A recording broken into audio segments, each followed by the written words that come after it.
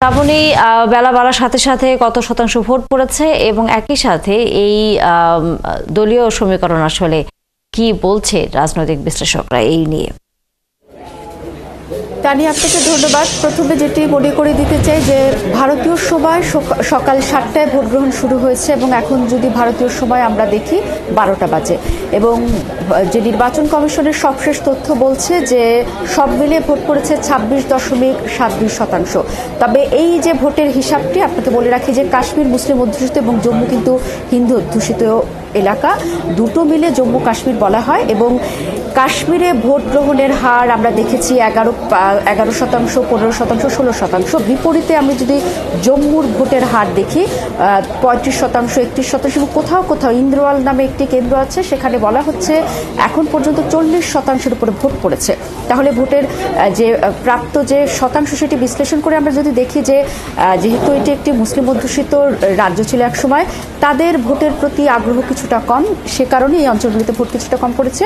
বিপরীতে জম্মুতে ভোট পড়ার হার বেশি। আর আপনি দলীয় সমীকরণ জানতে চাচ্ছিলেন, আপনাকে জানিয়ে রাখি যে এই যে কিছুদিন আগে যে লোকসভা নির্বাচন হলো সেখানে কিন্তু বিজেপি কোনো প্রার্থী দেয়নি, স্থানীয় যারা ছিলেন তারাই নির্বাচনের মাঠে লড়াই করেছেন। তবে এবার বিধানসভা নির্বাচনে বিজেপি একটু সাহস করে কিন্তু প্রার্থী দিয়েছে।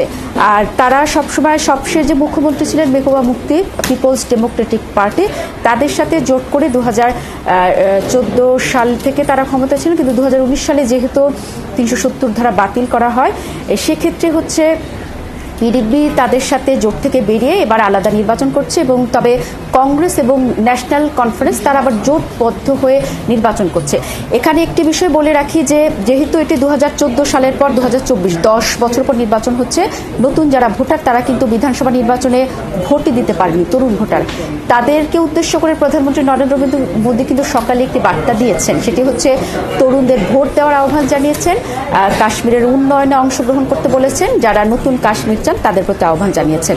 কিন্তু যারা তরুণ ভোটার তারা হয়তো ভোট দিতে যাচ্ছেন কারণ তারা হয়তো উন্নয়নের সাথে থাকতে চান, যেটি বিজেপি সরকার বার্তা দিয়েছে, যেহেতু এটি আর রাজ্য নেই, কেন্দ্র শাসিত অধীনে একটি এলাকা বা অঞ্চল হিসেবে স্বীকৃতি পেয়েছে। বিপরীতে যারা বয়োজ্যেষ্ঠ ভোটার তারা কিন্তু তাদের যে 370 ধারা বিলোপ এবং যে রাজ্যের মর্যাদা কেড়ে নেওয়া হচ্ছে, তাদের কিন্তু ভোটের প্রতি আগ্রহ কিছুটা কম।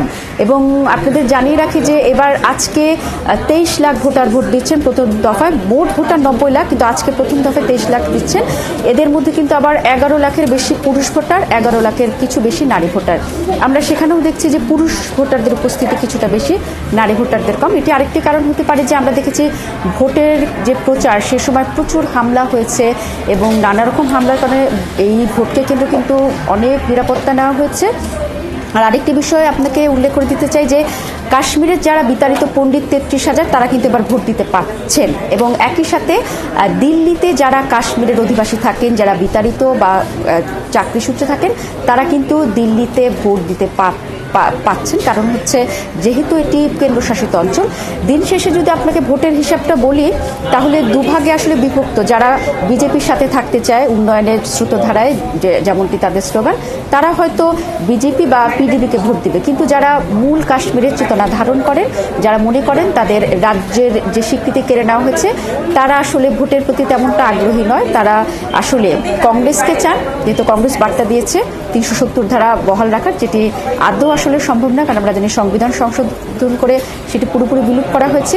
এই হচ্ছে ভোটের সমীকরণ। তবে একটি বিষয় যে আমরা দেখেছি যে লোকসভা নির্বাচনে কিন্তু স্বতন্ত্র প্রার্থীরা ভালো করেছেন, ইসলামিক দলগুলি ভালো করেছেন, সেক্ষেত্রে বড় বড় দলগুলি কিন্তু কাশ্মীরে ভোট জমাতে পারেনি। তাই বিধানসভায় যে মূল দল, এবারও কি শ্রাবণী এই স্বতন্ত্র যারা রয়েছেন বা ইসলামী দলগুলো যারা রয়েছেন তারাও কি আসলে এগিয়ে থাকবেন কিনা বা দলীয় অন্যান্য প্রার্থীদের থেকে, কি মনে হচ্ছে আপনার কাছে? একটি খুব ভালো প্রশ্ন করেছেন। আপনারা জানেন যে কাশ্মীরে ছোটখাটো অনেক ইসলামী দল আছে এবং জামাতে ইসলামী নামের একটি দল আছে যারা কিন্তু এর মধ্যে নিষিদ্ধ।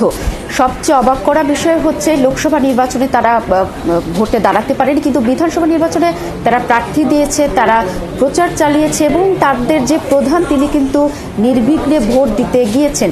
এটি আসলে একটি লক্ষণীয় ব্যাপার যে যে দলটি একটা সময় নিষিদ্ধ ছিল তিনি প্রচার চালিয়েছেন, তিনি ভোট দিচ্ছেন।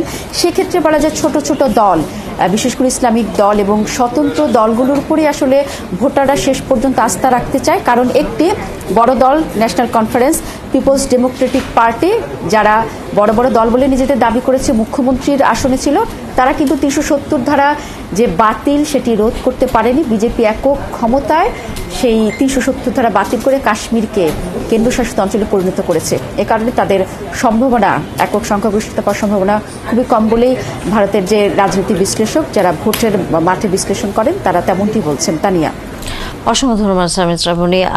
যে কাশ্মীরে বিধানসভা নির্বাচন হচ্ছে দীর্ঘদিন পর, তার নানা রকম দিক নিয়ে আপনি আলোচনা করলেন। আবারও নিশ্চয়ই যুক্ত হব আমরা পরবর্তীতে। দর্শক, সহকর্মী সামিদ শ্রাবণী ছিলেন এতক্ষণ আমাদের সাথে।